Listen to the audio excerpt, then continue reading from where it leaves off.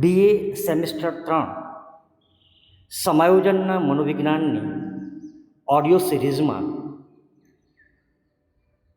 આપ સૌ મનોવિજ્ઞાનના જિજ્ઞાસુ મિત્રોને પ્રાધ્યાપક DK ચૌધરી આવકારે છે. આ સિરીઝનો આ બીજો વિડીયો છે. પહેલા વિડીયોમાં આપણે યુનિટ 1 સમાયોજનના પરિચયમાં સમાયોજન કોને કહેવાય તેની જુદી જુદી વ્યાખ્યાઓની વિગતે ચર્ચા કરી હતી. આજે આ બીજા ઓડિયોમાં આપણે યુનિટ 1નો બીજો ઇસ્યુ કે મુખ્ય મુદ્દો સામાજિક પરિવર્તનની ચર્ચા કરીશું. મિત્રો, આપણે જે દુનિયામાં જીવીએ છીએ ત્યાં કેવા સામાજિક પરિવર્તનો થઈ રહ્યા છે તે જાણતા પહેલાં સામાજિક પરિવર્તનની વ્યાખ્યાને સમજવી ખૂબ જરૂરી છે. સૌથી પહેલાં કિંગ્સલે ડેવિસ નામના અભ્યાસીએ સામાજિક પરિવર્તનની વ્યાખ્યા આપી છે. આ વ્યાખ્યામાં તે નોંધે છે કે સામાજિક સંગઠનમાં એટલે કે સમાજની રચના અને કાર્યમાં થતા ફેરફારો એટલે સામાજિક પરિવર્તન. ડેવિસ સામાજિક પરિવર્તનને સાંસ્કૃતિક પરિવર્તનનો એક હિસ્સો, એક ભાગ ગણે છે.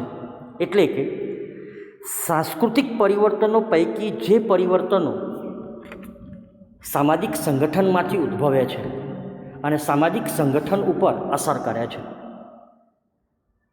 તેવા સાંસ્કૃતિક પરિવર્તનોને આપણે સામાજિક પરિવર્તન તરીકે ઓળખીએ છીએ. સમાયોજનની બીજી વ્યાખ્યા રોબર્ટ મેકાઇવર અને ચાર્લ્સ હન્ટ પેજ નામના અભ્યાસીએ આપી છે. તેમના શબ્દોમાં જોઈએ તો સામાજિક સંબંધોના ગુંફનમાં થતા ફેરફારોને સામાજિક પરિવર્તન તરીકે ઓળખવામાં આવે છે.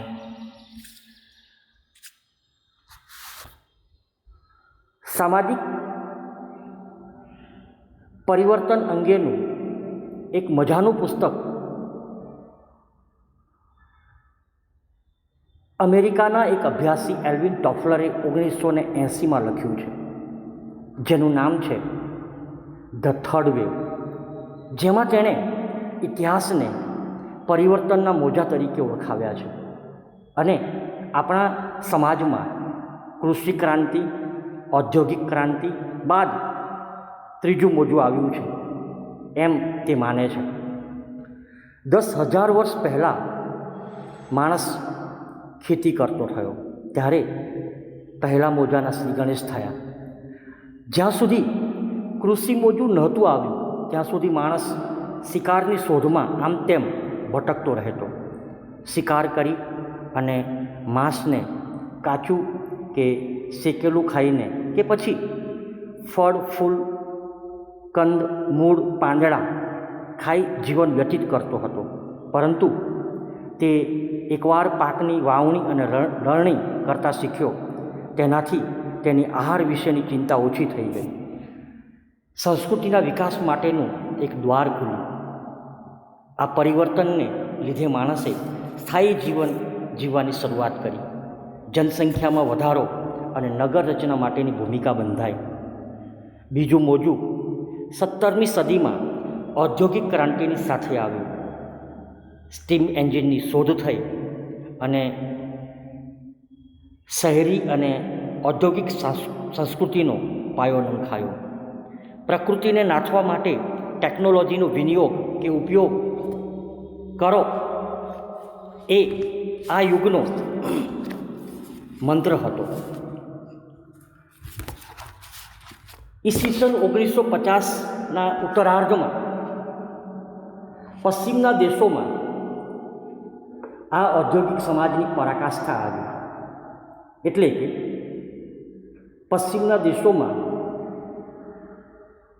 ઔદ્યોગિક સમાજ એની ચરમસીમા ઉપર પહોંચ્યો અને આ સમયે બ્લુ કોલર વર્કર્સ એટલે કે પરસેવો પાડીને કામ કરતા કામદારો કરતાં વ્હાઇટ કોલર્સ વર્કર્સ એટલે કે એસી ઓફિસમાં બેસીને કામ કરતા જે કર્મચારીઓ છે એની સંખ્યા ખૂબ વધી ગઈ. આ યુગ જેટ પ્રવાસ, કમ્પ્યુટર, ગર્ભ નિરોધક ગોળીઓ સહિતની અનેક ટેકનોલોજીકલ શોધોનો સાક્ષી બન્યો. ટોફલર માને છે કે આજની ઘડીએ આપણે ત્રીજા મોજાની મધ્યમાં છીએ. આ સમયે થઈ રહેલા સામાજિક પરિવર્તનો આપણી જીવનશૈલીને નોંધપાત્ર પ્રમાણમાં અસર કરી રહ્યા છે.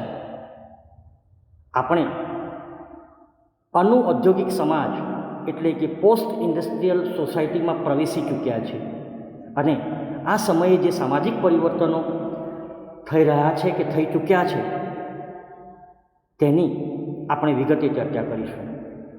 સામાજિક પરિવર્તનો એ આપણી આજની ચર્ચાનો કોર ઇસ્યુ છે એટલે કે મુખ્ય મુદ્દો છે. ફ્રેન્ડ્સ, 21મી સદી એ ચિંતાની સદી હોવા ઉપરાંત પરિવર્તનની પણ સદી છે. પરિવર્તન એ સમાજનું, આ જગતનું અનિવાર્ય અને આવશ્યક લક્ષણ છે. આપણે ઈચ્છીએ તો પણ સામાજિક પરિવર્તનોની આ સાયકલને રોકી શકવા માટે સમર્થ નથી. We are not able to stop the changes even if we want to. આ પરિવર્તનમાં જે અનુકૂલન કરતો રહે છે, સમાયોજિત થતો રહે છે, ગોઠવાતો રહે છે, તે ફાવે છે અને બીજા ફેંકાઈ જાય છે. ડાયનોસોર જેવું મહાકાય પ્રાણી પણ બદલાતા ઇકોલોજીકલ ચેન્જીસની સાથે અનુકૂલન ન કરી શકવાને કારણે આ પૃથ્વી ઉપરથી નામશેષ થઈ ગયું એ આપણે સૌ જાણીએ છીએ. પણ હવે પરિવર્તનની ગતિ વધુ ને વધુ ઝડપી બનતી જાય છે, જેને આપણે રોકેટ ગતિ થતા પરિવર્તનો કહી શકીએ. અગાઉ જે ફેરફારો પેઢી દર પેઢી કે એક કે વધુ પેઢીના સમયગાળામાં થતા, તેવા ફેરફારો એક દાયકા કે પછી તેથી પણ ઓછા સમયમાં થઈ રહ્યા છે. સારા અને નરસા બધા જ સુધારા વધારા વેગ પકડી રહ્યા છે. પરિણામે હવે આપણે આપણા પોતાના સ્થાન ઉપર ટકી રહેવું હોય તો પણ સ્પોટ રનિંગ કરવું પડે છે. સ્પોટ રનિંગ નહીં કરીએ તો મિત્રો પાછા પડી જવા. સૌથી પહેલાં આપણે ભૌતિક અને ટેકનોલોજીકલ કે વિજ્ઞાનના ક્ષેત્રે થઈ રહેલા પરિવર્તનોની ચર્ચા કરીશું. ત્યારબાદ સામાજિક ક્ષેત્રે એટલે કે સોશિયલ સ્ટ્રક્ચરમાં થઈ રહેલા ફેરફારોની પણ ચર્ચા કરીશું. ફ્રેન્ડ્સ, આપણે જે દુનિયામાં જીવીએ છીએ ત્યાં ભૌતિક વસ્તુઓની ઝાકમઝોળ, આપણી ભૌતિક દુનિયા આજથી 50 વર્ષ પહેલાંની ભૌતિક દુનિયા કરતાં ઘણી બધી જુદી છે. હવે એકલું ફ્રીજ કે ટીવી કે પંખો નહીં ચાલે. ઘરઘંટી, મિક્સર, વેક્યુમ ક્લીનર, ઓવન અને એસી પણ જોઈશે. હવે સાદો બાથરૂમ નહીં ચાલે. એકલો સાબુ, શેમ્પૂ કે અન્ય સૌંદર્ય પ્રસાધનોની સાથે સાથે બ્યુટી પાર્લર પણ જોઈશે. માત્ર ટીવી નહીં, સ્માર્ટ એલઈડી ટીવી આપણા ઘરમાં જોઈશે. મિત્રો, જે યુગમાં આપણે જીવી રહ્યા છીએ ત્યાંની ભૌતિક દુનિયા પહેલાં કરતાં 1000 ગણી ગ્લેમર અને સ્માર્ટ બની ચૂકી છે. બધું જ બ્રાન્ડેડ અને લેટેસ્ટ વાપરવાનો નશો બધાને ચડ્યો છે. વિશ્વ ઝડપથી બદલાઈ રહ્યું છે. આ દુનિયામાં સામાજિક પરિવર્તનની ગતિના દરમાં જબરજસ્ત વેગ આવ્યો છે અને તેની અસર માનવ માત્ર ઉપર પડી રહી છે. હવાઈ મુસાફરી, અવકાશ ટેકનોલોજી, ટેલિવિઝન, કમ્પ્યુટર જેવી વિજ્ઞાન અને ટેકનોલોજીની શોધોના કારણે વિશ્વ ખૂબ નાનું બની ગયું છે. નાનામાં નાની ઘટના કે દુર્ઘટનાની ખબર ઘડીના છઠ્ઠા ભાગમાં વિશ્વના આ ખૂણામાંથી બીજા ખૂણામાં પહોંચી જાય છે. ભારત જેવા વિકાસશીલ દેશમાં પણ દર ચોથા વ્યક્તિ પાસે આજે મોબાઈલ છે. ગરીબમાં ગરીબ વ્યક્તિના ઘરમાં પણ ટીવી સેટ છે. ભૂતકાળમાં વિશ્વના દેશોમાં બનતી ઘટનાઓની જાણ જ એટલી મોડી થતી કે માણસને એની કોઈ ખાસ ચિંતા રહેતી નહોતી. આજે માસ મીડિયા અને સોશિયલ મીડિયા એટલું જબરદસ્ત પાવરફુલ બન્યું છે કે ઝીણામાં ઝીણી માહિતી કે સમાચાર આપણને 24 કલાક આપણા લિવિંગ રૂમમાં જીવંત દ્રશ્યો સાથે આપણી સગી આંખે આપણે જોતા થઈ ગયા છીએ. ઉપગ્રહ કે ટેકનોલોજી કે જેને આપણે સેટેલાઇટ ટેકનોલોજી કહીએ છીએ, એણે સંદેશા વ્યવહારના સાધનો અને સુવિધાઓમાં ક્રાંતિ લાવી દીધી છે. સમાજમાં એટલા ઝડપી પરિવર્તનો થઈ રહ્યા છે કે આપણને ક્ષણે ક્ષણે એમ લાગે છે કે આ દુનિયામાં, આપણા જીવનમાં, આપણા આયખામાં આપણી પાસે જે છે એમાંનું કશું જ કાયમી નથી. આપણી આસપાસ જે દુનિયા છે એ ક્ષણિક અને કામચલાઉ છે. ટેકનોલોજી અને ગળાકાપ સ્પર્ધાએ એકબીજા સાથે હાથ મિલાવ્યા છે. મિત્રો, આજે ટકાઉ અને લાંબા સમય સુધી ચાલે તેવી ચીજ વસ્તુઓને બદલે તકલાદી ચીજ વસ્તુઓનું દુનિયામાં મોટા પાયે ઉત્પાદન થઈ રહ્યું છે. આપણે ચીજ વસ્તુઓ વાપરો અને ફેંકી દો, એટલે કે થ્રો અવે કલ્ચર, જેને ગુજરાતીમાં આપણે યુઝ એન્ડ થ્રો કલ્ચર કહીએ છીએ, એવા યુગમાં આવી ગયા છીએ. સંઘર્યો સાપ પણ કામ આવે એવા સંસ્કારો ધીરે ધીરે ભૂસાતા જાય છે. ચીજ વસ્તુઓ વાપરતા ચીજ વસ્તુઓ વાપરવાની આપણી ટેવને કારણે આ પ્લાસ્ટિકના યુગમાં જીવતા જીવતા આપણે એમ ઈચ્છીએ છીએ કે ચીજ વસ્તુઓની જેમ વિચારો અને વ્યવસ્થા તંત્રો પણ બદલાય, તેવું આપણે ઈચ્છીએ છીએ. આપણા માતા પિતા કે દાદા દાદીએ એક જ ઘરેડમાં જિંદગી ગાળી નાખી. આપણી એવી તૈયારી નથી. સંસ્થાઓ, રાજકીય પક્ષો અને ચીજ વસ્તુઓ સાથે જેટલો લગાવ, જેટલી આત્મીયતા, જેટલું પોતિકાપણું કે જેટલો લગાવ હોવો જોઈએ આપણા પૂર્વજોને હતો, એમાંનું આજે કશું જ જોવા નથી મળતું. રોજ અસંખ્ય લોકોને મળીએ છીએ, પરંતુ તેઓની સાથે સંબંધો બાંધવાની કલા કે ફુરસદ બંનેમાંથી કશું જ આપણી પાસે નથી. એક જમાનામાં લોકો સાથે જેટલા ગાઢ સંબંધો હતા તેની સરખામણીમાં અત્યારે સ્વાર્થના કે ઉપરછલ્લા, જેને હાય હેલોના સંબંધો કહીએ છીએ, તેમાં આપણે જીવીએ છીએ. અને એને કારણે આપણી મુશ્કેલીના સમયે આપણી લાગણીઓને અભિવ્યક્ત કરવા માટે જે એક ખભો જોઈએ, જે એક વ્યક્તિ સાથે આપણે આપણી લાગણીઓ, આપણી ભાવનાઓને મુક્તપણે અભિવ્યક્ત કરી શકીએ, એવો કોઈ વ્યક્તિ આપણી પાસે આજે નથી. એટલે કે લાગણીના સંબંધો કરતાં સ્વાર્થના સંબંધો વધી ગયા છે. સાચા મિત્રો કરતાં તાળી મિત્રોની સંખ્યા વધી ગઈ છે. આપણો ઉછેર જ એવા માહોલમાં થયો છે કે ગાજરની પીપુડી વાગી ત્યાં સુધી વાગી કે વગાડવાની,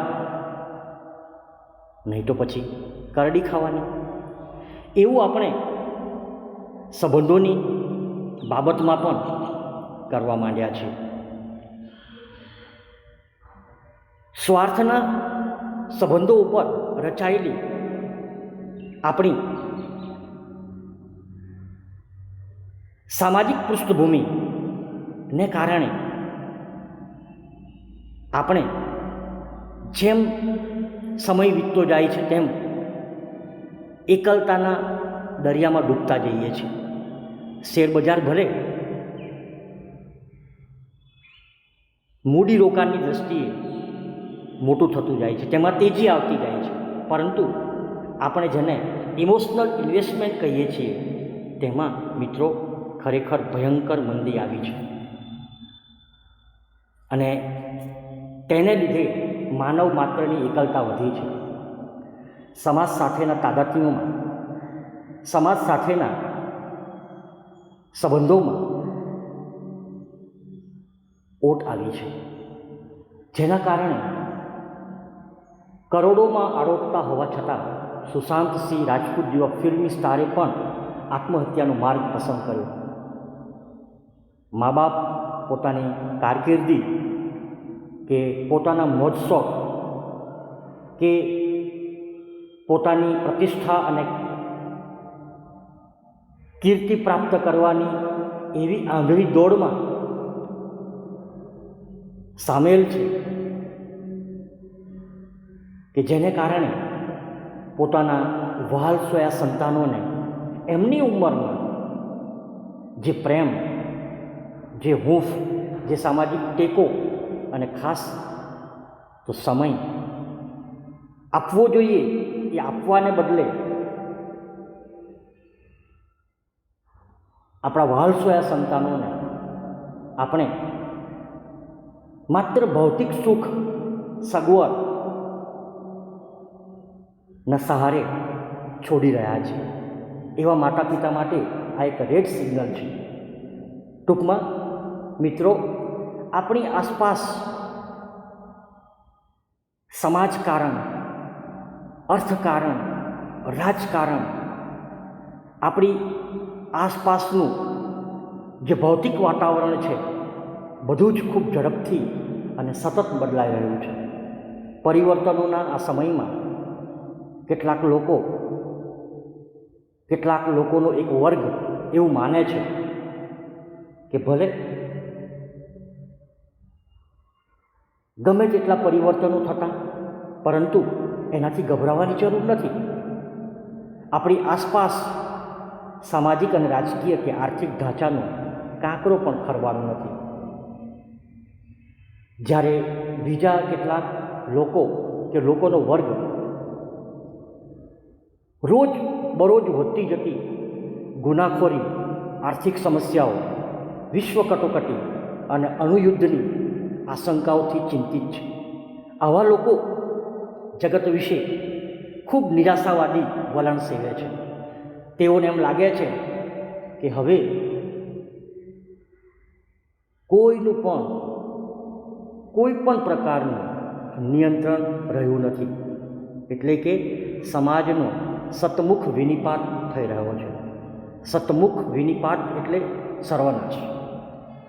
કેટલાક વક્ર દ્રષ્ટિવાળા એટલે કે વાંક દેખા જે લોકો છે તે તો ત્યાં સુધી માને છે કે આ પૃથ્વી છેલ્લા શ્વાસ લઈ રહી છે અને ગમે તે ઘડીએ તેનો અંત આવી જશે. 2020નું વર્ષ પણ કંઈક આવું જ ચાલી રહ્યું છે. કોરોના, ધરતીકંપ, વાવાઝોડા, બોલિવૂડમાં એક પછી એક નામી કલાકારોના અકાળે મૃત્યુ, અમેરિકા અને ચીન વચ્ચે કોલ્ડ વોર, ચીન અને ભારત વચ્ચે યુદ્ધની દહેશત, બેકારી, આર્થિક મંદી વગેરે સમાજમાં બીજું ઘણું બધું બદલાઈ રહ્યું છે અને એને કારણે જે વક્ર દૃષ્ટિવાળા છે એમને એમની માન્યતાની પુષ્ટિ મળે છે. સમાજમાં ઝડપી અને અકલ્પનીય એવા પરિવર્તનો થઈ રહ્યા છે.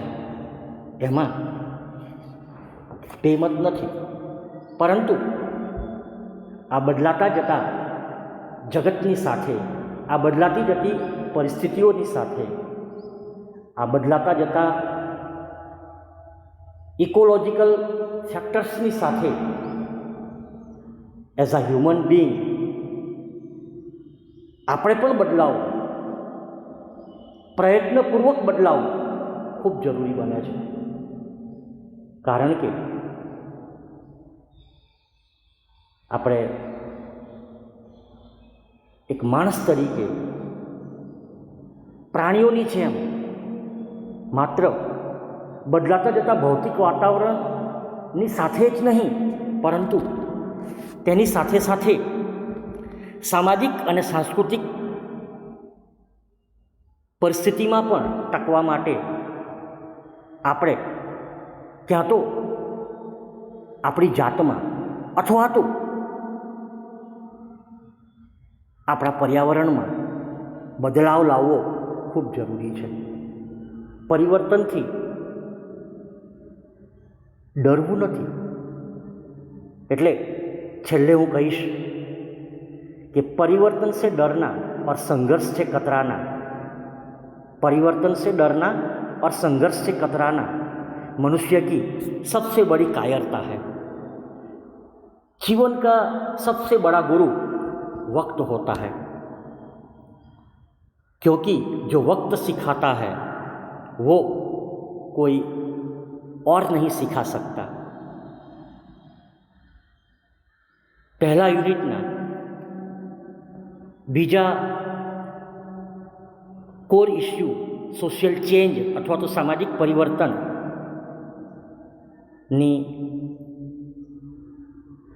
समझूती આપણે પ્રાપ્ત કરી. મિત્રો, ત્રીજા વિડીયોમાં યુનિટ 3ના ત્રીજા કોર ઇસ્યુ સાથે આપણે ફરી મળીશું. થેન્ક્સ. ધન્યવાદ.